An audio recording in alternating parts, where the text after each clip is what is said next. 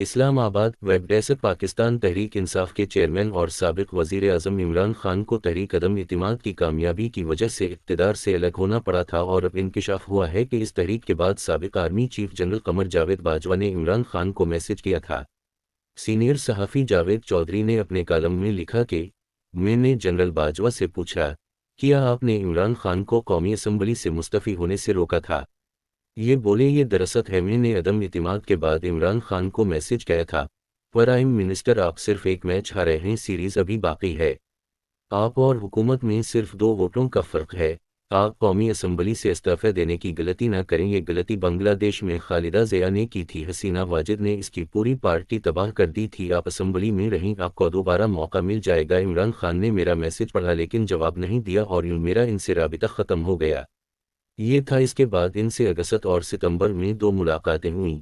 میں نے پوچھا آپ نے عمران خان کی حکومت کیوں گرائی؟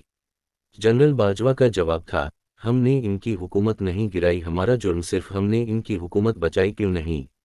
عمران خان چاہتے تھے ہم آگے بڑھ کر ان کی حکومت بچائیں۔ میں نے پوچھا آپ یہ کر دیتے، آپ اس سے پہلے بھی تو یہ کرتے رہے تھے۔ جنرل باجوہ کا جواب تھا کہ میں اگر اپنا فائدہ دیکھتا تو یہ میرے لیے سب سے زیادہ سوٹیبل تھا، عمران خان کو سپورٹ کرتا رہتا اور عزت کے ساتھ عمران خان سے فیئر ویل لے کر ریٹائر ہو جاتا، لیکن میں نے ملک کے لیے اپنے امیج کی قربانی دے دی۔